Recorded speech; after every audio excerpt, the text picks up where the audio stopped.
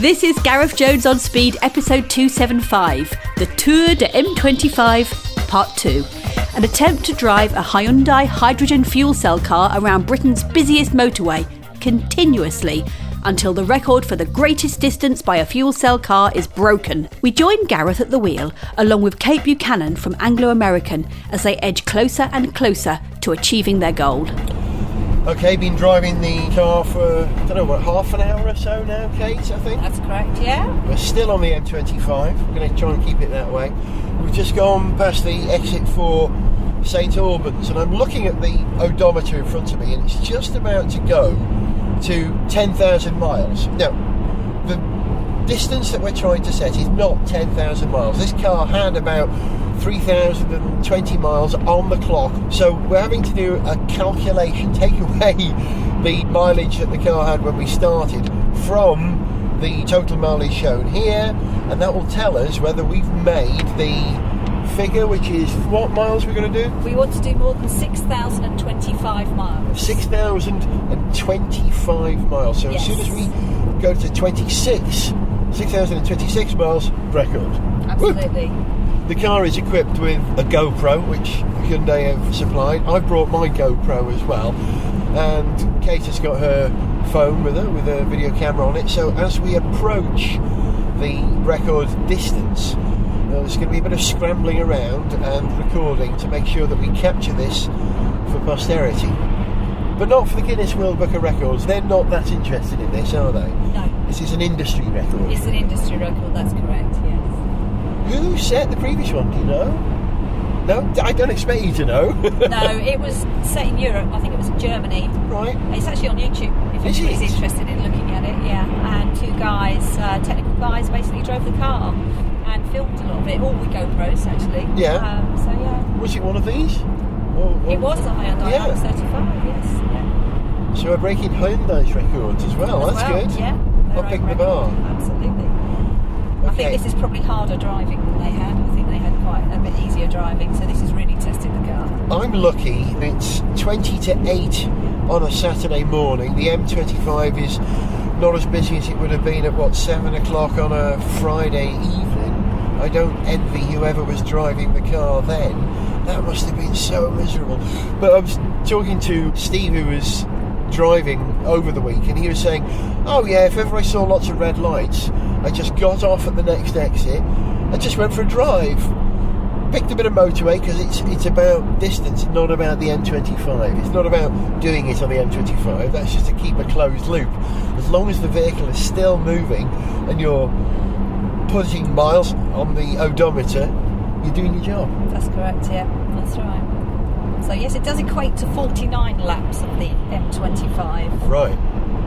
I wonder how many you've actually done because of those extra little loops. Yes. Not that it matters. No, absolutely. The total distance. And when people ask, how many laps did you do? You're going to then have to explain, well, we did go off and then we equivalent to, I think. Yeah, that's the way to do it. Yes. And it's about 6 miles from the refuelling point to the M25, so small sections were done on that bit as well. Yeah, coming off around the Heathrow Perimeter Road, in and out of there. They've been refuelling the car every 2 laps or so that's every couple of 100 miles. So yes, do you know how many refuels in total it will be towards the end? How could you maths? 200 via 6,000, it's about 30, isn't it? 30 refills. Yes, approximately. Thereabouts. Yeah, thereabouts. If it was a battery electric car, it would take you considerably longer because of the recharging. Absolutely, there have been a lot more coffees drank, I think, while you're waiting for things to recharge up, even with a quick recharge. So, but no, it truly is the refilling experience is so close to that we do every day with either diesel or petrol. Yep. I think that's one of the big advantages. Not only that it's quick, yep, but it's what familiar. You're used to. Yeah. So for me, it is about, you have to obviously kind of engage the pump, and it clips on and it does some pressure testing, but it literally is just a clip and it's away and does its thing. So from a habit point of view, there's no change. You don't have to think ahead or anything like that. It's just familiar to you. Hydrogen is probably more expensive than petrol at the moment per unit of energy, I suppose, or is it comparable? I think about now, when we originally had the car a year ago and we were doing some comparisons on cost per mile, and it was equivalent back then, and as you say, as more hydrogen is used, the price will come down for it. I estimated it to be about equivalent to using a diesel or a petrol car at the time. So. Right. I would be absolutely fascinated to run a hydrogen car for a long period of time. But for me, the trick would be to make sure that there's a hydrogen refuelling point somewhere in the northwest, North Wales, Chester, Liverpool, because a bulk of my journeys end up going up to that part of the world. I know there's a refuelling point in Sheffield. Yes, that's right. There is one at the minute. Is that 700, that one? I think that's 350, but right. It's being upgraded, I believe, to 700 as well. But there are another 12 going in as part of the first phase rollout, which is across about the next year. And the estimation is to have a basic network here. There's some analysis been done, and they estimate 65 filling stations would make the difference to put a basic infrastructure in place. Around major trunk roads where the population densities are. And will they go into places like supermarkets or fuel stations? Who's interested in giving you space? That's what we hope. The one at Hendon is actually part of the Sainsbury's complex there. It's next to, it's not actually on the same forecourt, but if you drive up to the Hendon Sainsbury's, you'll see next to it, kind of in parallel to it, there is a hydrogen filling station there. Cool. So that would be good to have. I'm just looking at the tripometer here. Yes. This is 9205. Okay. The magic figure is 9229. So, yeah, 20 miles to go to a record. Woohoo! If we're not careful, we'll be chatting too much and miss it.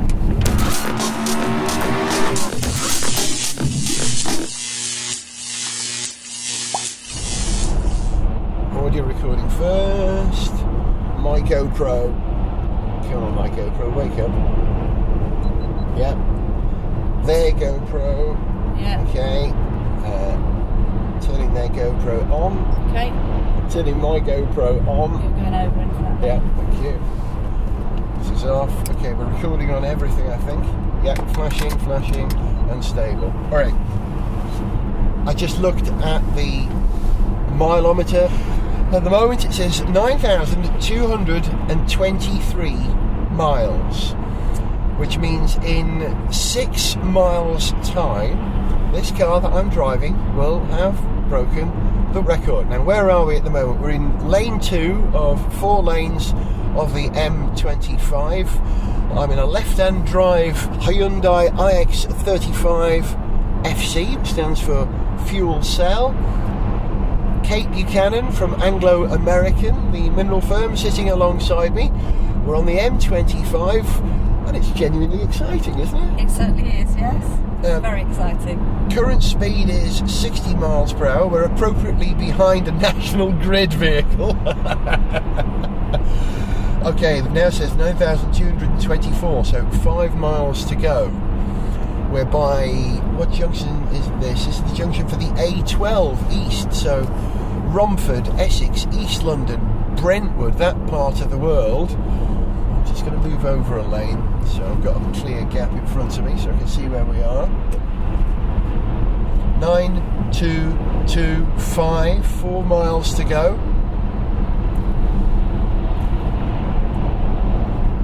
Holding our breath, we daren't say anything, Kate. I know. I think I'm going to get my I think even phone ready for this. Even if this engineering on this car died now and I took my foot off the pedal, we would freewheel the distance enough to break the record. So I think we're probably there. Let's see. Still showing 9225. These miles are passing very slowly now. Very slowly now, aren't they? 9226. Cars joining from the left. My speed has crept up to 65 miles per hour. I'm coming back to 60. I was terrified that we might get a puncture or something, but that might make it tricky because there's no spare on board the car, is there, Kate? No spare, no.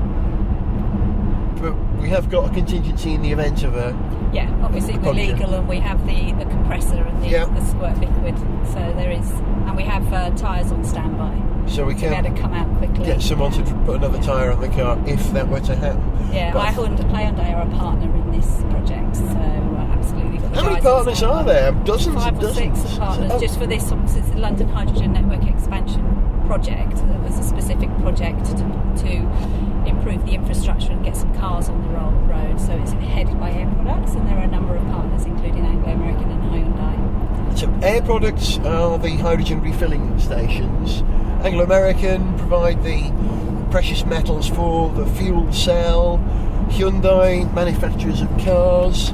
Absolutely. Innovate, which is a UK government organisation to encourage new technology. These are all some of the partners I remember from doing my homework yesterday. Absolutely, and there's a few more. But I think we better concentrate on this record now. Yeah, So it just says in case we 9 miss it. Yeah, 9227 miles at the moment. Don't forget that the distance covered is not what's shown on the odometer. We're going for a distance of 6,000 and, what did we say, 25 miles? Was it 6,020 something miles? Over 6,025 miles. Right. So I'm going to just film on my phone now. Yeah, So apologies if I am close to you there. I think we know each other well enough now. I think we do now. We're now 1 mile to go. You can do the countdown if you want. Go on, it's Oh, I exciting. don't think so. I think I'm going to leave it to the professionals. There's no professionals here, just very enthusiastic amateurs. Absolutely. Alright, we're by the M20 junction now. The junction which will take you down to Tilbury. 9228, stand by. We have no digital countdown of the last 10th of a mile, but here we go. I'm watching, waiting for it to go. 9228. It's exciting. I'm tempted just to slam my foot on the brakes right now, but I won't, because we've got a record. So this to is achieve. recording here, isn't it, probably? Can you see that? On the phone. I assume it is. I can't see. I'm afraid. 9229. There it is. 9229. Fantastic. This car has just driven 6,025 miles, which means we have broken the record for a distance covered over a fixed period of time by a hydrogen fuel cell vehicle, and I am thrilled to be a part of that. Thank you very much indeed, and congratulations, Kate. Congratulations, it's very exciting, Yeah. very exciting, and I'm just going to take a few photos of this on my phone so that I can pop it straight up on Twitter. We have to keep the world involved as we're going around. If my podcast was cleared for PRS, Performing Rights Society, to be able to play other people's music, I would sing the theme tune to Record Breakers. But I can't, because it would cost me money at the moment. I can't. But I can say Record Breaker! I can say that much. Fantastic. I think we got away with 2 notes. So there we are, stomping over the world record now. 9230. And counting. And counting, yeah. Come on, we're not just going to break this record, we're going to smash it into the ground and make it difficult for someone else to do any better. Well, I'm pleased to say that I've recorded mileometer on my phone successfully. He did, it's in there. So it's in there, so we have not only photographs, we have film, we have everything, and we've done it. Fantastic. What is it they say? Not only must you succeed, you must be seen to succeed. Absolutely. And we just did succeed. Well done. Well done. Everyone forward of Robert Grove, who invented the fuel cell in 1840. From the Welshman who invented it to a Welshman who helped drive the car. Got to drive the car across the line. The best bit.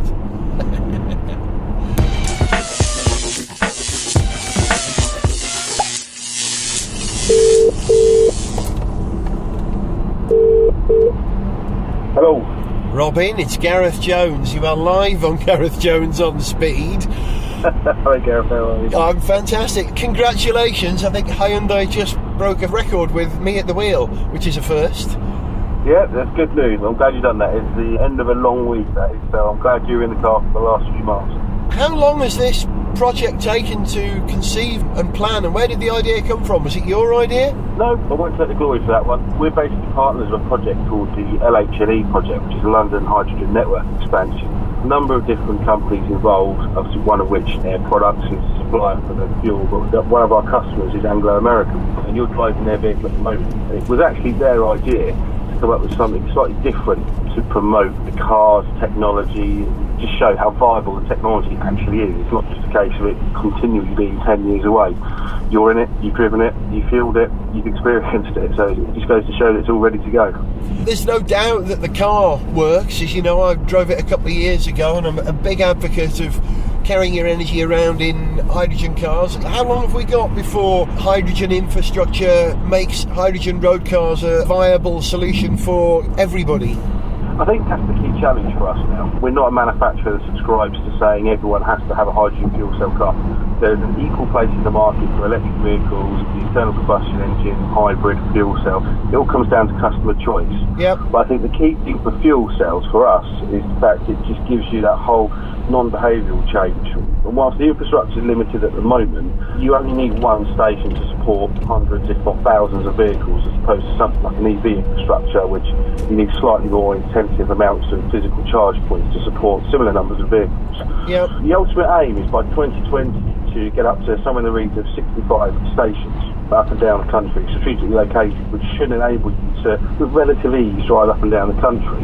But I think for us now, this year certainly is a real year for making people aware of the technology, aware of the advances of the technology, to try and create a market pull, to try to get people to say to government, where are these stations? Why aren't we investing in these stations? I think you've seen quite a bit of government investment into pure electric vehicle charge points, and we're hoping to see a bit more of that heading towards hydrogen fuel cells if we can. This must be great for Hyundai, who as a company have come on in leaps and bounds in the last 20 years in terms of the image of the cars, the profile. You know, once upon a time you were bargain basement budget cars. Now you're designing desirable, attractive cars, and some of them with very high-end technology. At the moment, the only other commercially available fuel cell vehicle on the road in terms of cars is the Toyota Mirai. So you've turned the company around, haven't you, with this commitment to hydrogen power? Yeah, the interesting thing for us is that as a manufacturer, we're still relatively young.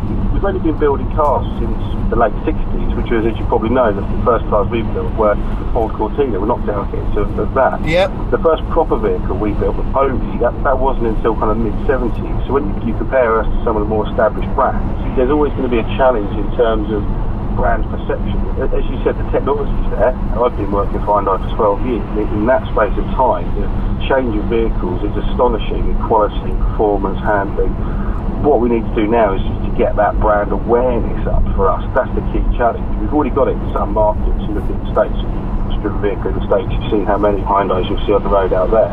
For us, fuel cell is a way of pushing that brand even further, just to say to people, look what we can do. You know, we're doing something that a handful of manufacturers have got the ability to do, but we're already there. We're already with them in commercial deployment. There are vehicles on the road, and we can start supplying these from any number. I think aside from fuel cell, the interesting thing for us, we look at some of the people that are now joining the brand. I mean, recently we had the previous head of BMW technology come over to Hyundai, and we've now got the previous designer for Lamborghini who's come over to join us to help out the Genesis project. So we're really starting to change as a brand. And certainly over the next few years there's going to be a lot more in the way of exciting cars, so that you, I and most of your listeners would be very interested in driving. It's a risky strategy though, isn't it? Being an early adopter of any technology or a pioneer means that you do all the development work for everybody else. Isn't there a downside to this investment for Hyundai? Certainly going first is difficult. We were the first vehicle to deploy fuel cell technology, and to do that is a struggle. Without wanting to blow my own trumpet, I was responsible for bringing the first few cars in, getting them registered, getting them into the hands of customers. The problem with hydrogen is that there's no precedent, so everything you do is for the first time. Yep. So going through the registration process, just physically getting the number plate screwed to the car is a challenge. And it is. Obviously, Toyota have come to market, and we welcome them coming to market. We need more fuel cell cars. We want Honda, we want BMW, we want Daimler. As soon as you come to market, it creates a normal marketplace, and we can go to it with our normal approach. But yeah, the other manufacturers do start to take advantage of the work we've done. But as you said, that's just part of being an early adopter. That's part of the pain you have to suffer, unfortunately, if you want to be a pioneer of the technology. Well, it's been a pleasure to share that pain with you, Robin. Thank you for inviting me to come and drive this car. You know I'm a fan, and you picked the right guy for this. Did I mention that I'm even wearing blue today? Because, you know, the natural colour of hydrogen is blue. I put on a blue jumper, my blue suede shoes, and I even have blue framed glasses for when I need to look at things for later on. So I'm on message. Here's another advantage for hydrogen for you. Wearing your blue suede shoes, you can fill the car up with fuel and not worry about spoiling it one bit. You're never going to get a leak. Fantastic. Robin, thank you very much. You mentioned exciting cars coming from Hyundai in the future. Will there be more exciting hydrogen challenges? What's next? Have you thought of the next one yet? There's a few coming up that will especially interest you, and I will keep you in touch over the next few months. But we're looking at doing longer and longer drives, and we're just trying to identify where the exciting places we can go to in the car. Again, proving the technology, proving that they will cover the distance. You're never going to have range anxiety. But yeah, there's a few things coming up that I can't tell you about just yet, but we'll certainly be in touch, and an episode will be announcing that soon. Robin, I look forward to announcing that on Gareth Jones on Speed. And once again, thank you very much indeed, and congratulations. No worries, thanks a lot. Bye, man. Cheers, bye-bye. Wow, Robin Hayles there from Hyundai.